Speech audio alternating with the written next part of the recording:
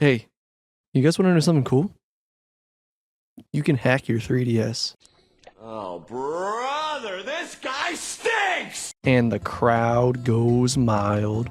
Yeah, everybody knows you can hack your 3DS. I mean, it's a whole running joke on the internet about how the 3DS is easy to hack. The thing is, I think most people don't understand is just how easy it is. Like, obviously the joke is, oh, it's so easy to hack your 3DS, but like, usually there's some kind of implied difficulty in hacking a console, but no, hacking your 3DS is actually just that easy. I figured since it's so easy, I should make a video of doing it. I've hacked my 3DS before, I've done it for some friends, and it opens up the door to a lot of really cool opportunities and things you can do with your console. You can install custom software, set up custom wallpapers, and do some more stuff, so I figured I'll walk you guys through doing it with your 3DS. This is a new 3DS XL that I have with me today. It's the Galaxy Edition. I got it a while back and never installed a homebrew on it. So I'll be using this as our example today. So first things first, let's turn it on. You can see it's a pretty fresh install here. I haven't really done much with it yet. For this process, you will need several files, all of which can be found at a website. It's 3ds.hacks.guide, and it is crucial that you go check their site first and look at their instructions before you follow along with my video. Because sometimes the steps for these hacks can change, and like I would hate for you to follow along with my video like a couple years from now or something, do something that I did, but it got changed, and now, oh, you bricked your console. Like, I would hate to be that person. So they have a fantastic text-based guide, and they keep it up to date when this kind of stuff changes. So we'll leave it linked in the description below. Go check it out. You can go to their site and read through it. It's only like a 10, maybe 15-minute read. Just make sure that everything they're doing lines up with what I'm doing, and if anything doesn't line up, please let me know, and I'll definitely change it. Even if my instructions are up to date, I would still suggest you read through those instructions and follow along with them while you follow along with my video. Just like pull it up in another tab or something. It has links to all the downloads you'll need, so it'll be good to have up anyways. So anyways, let's get started with this. Like I mentioned, check out the 3ds.hacks.guide site, click which kind of system you have, and select your software version. If you don't know your software version, if you click on your 3DS's System Settings app, on the bottom right corner of the top screen, it'll show you what your version is. Once you select what system and what version you have, click confirm and then go ahead and download all the files that has linked at the top of the instructions. I would suggest saving them all to all into one folder on your computer, just so that it's easy to find and they're all in one place. Do note that some of the steps for the initial installation of the custom firmware will be a little bit different on an original 3DS or 3DS XL or 2DS. The original line of systems uses a different exploit than the new systems do, so I'm using a new system today, so if you happen to have an original system, just make sure you go check out their website and follow along with the steps that they have there instead. I'll put a timestamp on the screen. Later the steps will merge when we start installing custom software and like playing custom games and things like that. All that's the same. Go skip to that time and pick up from there if you have an OG system. Okay, so we're going to start by turning off our 3DS and go ahead and remove the SD card. If you have an original 3DS, 3DS XL, or 2DS, you will have a standard SD card. And if you have a new 3DS, new 3DS XL like this one, or a new 2DS XL, it will be a micro SD card instead. You'll also need to be able to plug this SD card into your computer.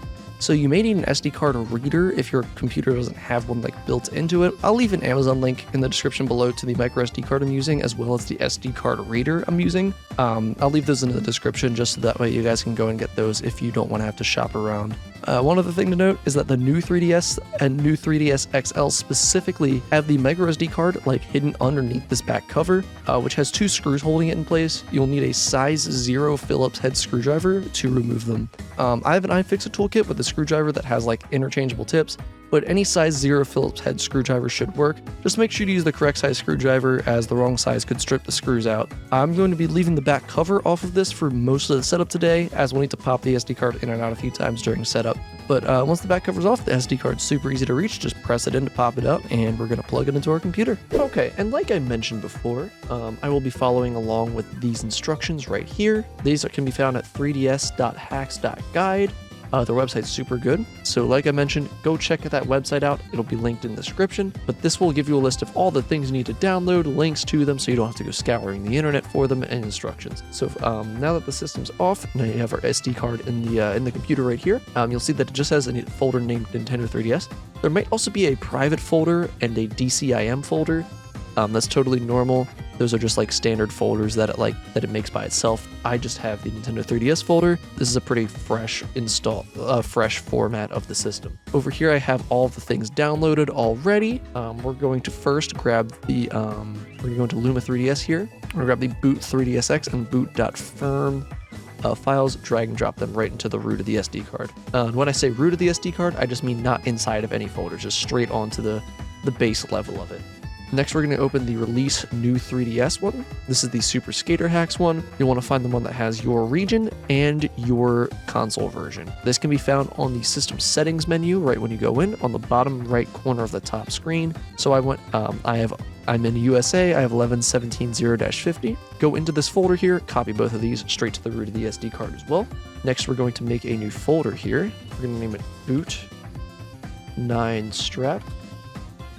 No capitals, just like that. Go into that folder, and what we're going to do is go to the boot 9 strap zip file right here, copy both of these, and drag and drop them right into that folder. And you guys see me using WinRAR, 7-zip will work as well. Anything that reads zip files will work. Next, we're going to go into the Safe B9S installer. We're going to grab the Safe B9S installer.bin, drag and drop that straight into the root of the SD card as well. We're going to make one more folder, just name it 3DS, no capitals again, just like that. Go into that folder, and we're going to go open the NIM DSP hacks zip file.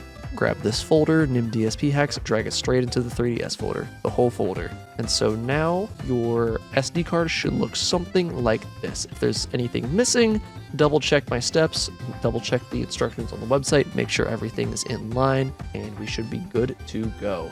Okay, now that the SD card's out of our computer, we're going to stick it right back on into our console here, and we're going to go ahead and open it up and turn it back on. So this will take us straight back to our home screen here, and what we're going to do now is we're actually going to scan a QR code with the system to go to a website. There are these 2 QR codes right here. They'll also be on the website 3ds.hacks.guide. These are the ones you'll want to scan. So what you do, we'll press L and R to open up our 3DS camera. We're going to press this button right here. This will let us scan QR codes. Tap that, and I'm going to scan this on my computer really quickly. Okay, it should say this, URL found, press OK, then press A to launch the internet browser. It'll take us right over there. If it gives you a message about visiting the internet browser, press A, just select an engine and press OK. And here we are, we're in the internet browser. It'll load this page. It looks a little funny. What we're gonna do here, we're gonna select and we're gonna press bookmark this page. Now press B, and we're gonna press start now.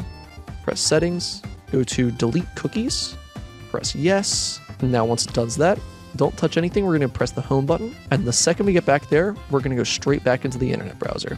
And the second that page appears, we want to press go. If you get this notification, that's okay. Just press A. Ooh.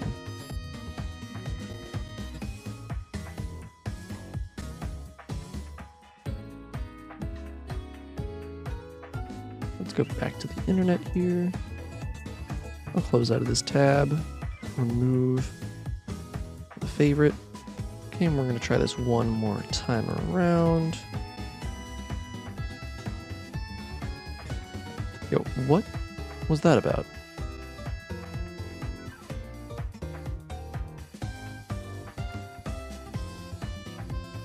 There we go. There are a couple of weird issues with that. I had to change the system language to Spanish. Every now and again you'll run into some weird quirks with these kinds of setups. So like I've said, I would definitely recommend checking out the 3ds.hacks.guide website because they have like a troubleshooting guide just in case something happens like that. So it's going to take us straight to the Homebrew launcher here once we click on go. What we're going to do is we're going to click NIM DSP hacks. It should do something along the lines of this, flash some different colors, show some text. It should say all checks passed, and to proceed, enter this code. We're going to enter that code, left, down, right, up, A. It might be different for you. I believe it randomizes it every time. Press A when it's done, and it should take you to the Luma 3DS configuration menu. For the purpose of this video, I'm not really going to do anything special with it. We're just going to leave everything on the default, go down to save and exit, and hit A. And now our console will be booting into Luma 3DS by default. This doesn't look any different from the regular home screen that you've seen before. It'll look exactly the same. Now it boots into Luma 3DS by default. This is where everything will kind of become one and the same between the new systems and the old systems. So if you have an old system and you went and checked out their guide to get this far, feel free to follow along for the next part. We're going to power off the console again as soon as I change the language back to English because I can't read Spanish. I'm so sorry, you guys. I mean, I can read a little bit of Spanish. I know what it's saying, but it's also like, I'm not reading aceptar every time I should hit OK. You know what I mean? Once you got the Luma 3DS configuration menu and you hit save and exit, you can change your language back if need be. It'll take us back to the home screen. And at this point, you can turn your system off, and we're going to pop the SD card back on out. Insert the SD card back into our computer for one more go. Okay, and you'll see a couple of new folders on your SD card here, namely the Luma folder and the config folder. Those are totally normal. Go ahead and leave them there. What we're going to do is we're going to grab the finalize.romfs file here. These files are also linked on the website, these two that you'll need right here. You'll grab this, just drag it straight onto the root of the SD card here, and then we're going to open up the Luma folder that it created, make a new folder inside of it, and name it payloads. So the payloads folder goes inside of the Luma folder. Open up that new payloads folder, grab the finalize_helper.firm, drag that inside of there. And that's all we need to do for now. Go ahead and close out of that. Pop your SD card back out of your computer. Stick it right back on into your system. Okay, we're gonna go ahead and turn it right back on. At this point, it is totally safe to update your 3DS system. So if you are not up to date on your software version, feel free to go ahead and update it right now. I've already done that, so I'll be skipping that part. However, if you are not up to date and you would like to be, go ahead and update right now. Now we're going to do a couple of quick things to get prepared. We're going to press the left bumper down on the D-pad and the select button, and it'll open the Rosalina menu. We're going to go to miscellaneous options and dump DSP firmware. And once it says successfully written, hit B. Click nullify user time offset. Once it says done, press B. We're going to back right on out of there. Next, we're going to power off our console one more time, but we're not going to take the SD card out this time. What we're going to do this time is hold the start button while we boot up the console. So hold start, press the button, and it'll boot us into God Mode 9 here.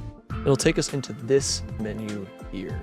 If you're prompted to fix the RTC date and time, or you're prompted to do an essential files backup, go ahead and press A to do those. Once you're done, it'll take you right here. We're going to press the home button, go to scripts, and then we're going to hit finalize. And by the way, if the screen seems very dim to you, on this menu, the volume slider is your brightness adjustment. So feel free to adjust that as needed for your comfort. Hit A for yes, press A for yes one more time, enter the code it prompts you with, and it will run through this for us. This script will take a few minutes, so just keep that in mind. I'm going to press A, and I'm going to let it run for, it's usually about 3 to, I would say, 5 minutes. Once it's done, it'll say setup complete, press A to continue, and it will turn your console off. We will go ahead and close our system, pop out the SD card one more time here, and stick it back into our computer. Now what we're going to do is go and grab this GM9 folder here, grab this backups folder here. I would copy and paste this to your computer for the time being, because this is an important file. This contains critical backups. Just in case something goes wrong with your console, you can restore it to an old place and you can get it back to a working state. Then you can go in here and delete these 2 bin files because they're large and they take up some space on the SD card, and they're unnecessary because they're in this backup anyways. And at this point, we are done. So custom firmware is now installed on the console. What we're going to do is we're going to close out of this, pop the SD card back into our console one last time here, and we're going to have a lot of fun new stuff to take a look at here. So first off, it'll say new software has been added. Let's go ahead and check that out. First, we'll get Anemone 3DS Theme Manager. We get Checkpoint here, which is a save manager. FBI, which will allow us to add open source titles. We have our Homebrew launcher here, and then we have the Universal Updater.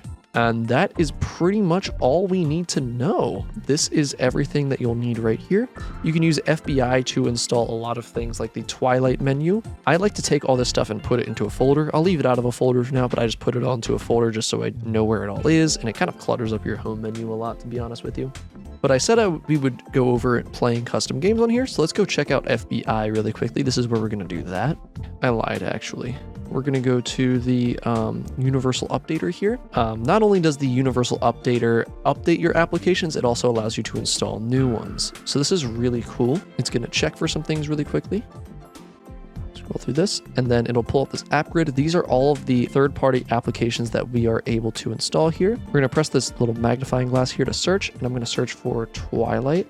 Go ahead and click on this one. It says TM with the pluses, and just select the first option here, and then select confirm, and this will download the application for us. You can check on it here by clicking on the spinning wheel, and once installed, I can show you what to do.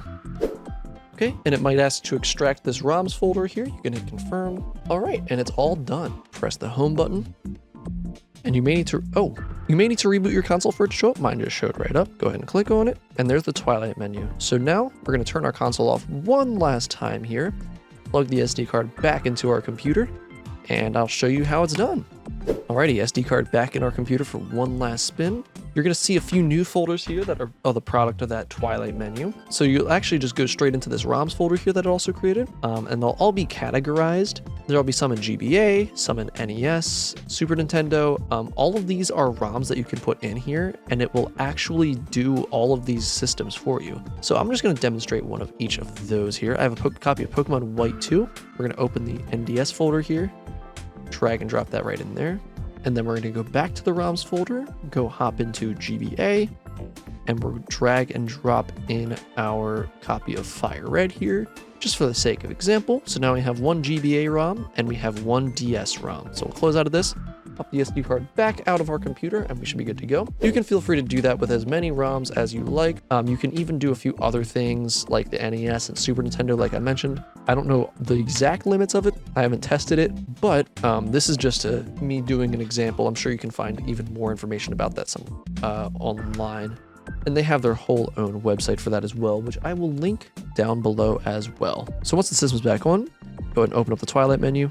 Go ahead, the first time you launch it, it will ask you to select your language. I just leave everything on system and hit OK to proceed. It'll say Nintendo DSi, press A, and now it'll have this Twilight menu splash screen here. It'll launch us into this File Explorer type of menu here. You want to navigate around, go all the way right to your ROMs folder, and you'll want to find the folder with your desired ROM in it. So first we'll just go to our NDS folder, White version 2, click on that and it'll launch it right away for us. The first time you launch a game, it may take a few minutes here, and once it's ready to go, it'll pull up this menu here. And after its first boot, it won't have to do that anymore. It'll boot you straight into the game. And here we go. It'll launch us straight into Pokemon White 2. Now for the sake of example, let's go ahead and go back to the home menu here. We'll go back into the Twilight menu, and I'll show you guys the GBA one as well. I'm not sure how well these work with the different systems. I know the compatibility with GBA games is a little bit finicky sometimes, so it may require some finagling. I'm just going to launch one to show you guys that it will in fact run the game. Find our GBA folder, click on Fire Red, and let's take a look at what this does for us. And there we go. It'll launch us straight into Pokemon Fire Red. This actually looks really good. So yeah, we'll just go ahead and hit home, go back to our home menu. But yes, it will play Game Boy, Game Boy Color, Game Boy Advance, and Nintendo DS. I've also seen it run Super Nintendo games, like I mentioned. It's very, very powerful. Would highly recommend putting this on as soon as you get the stuff set up. Another thing I would show off is this Checkpoint Save Manager. Really quickly, I'll take my copy of Pokemon White 2, the physical copy. I'm just using that because I have that available. So Checkpoint, like I mentioned before, is a save file manager. You can use this to manage the save files that you have saved from different games. What it will allow you to do is basically take any game, whether it's physical or a digital game that you got from the eShop. It'll allow you to take that game and export the save file to the SD card, send it back. So this way you can like export them to your computer, play them on like an emulator, and like pick up your save file where you left off. You can also use this to use save file manipulators, like for Pokemon games if you want to add Pokemon that you couldn't otherwise get. So as you can see, I have my copy of Pokemon White 2 inserted in my console, and it's showing up right here. If you hit new, you can hit back up.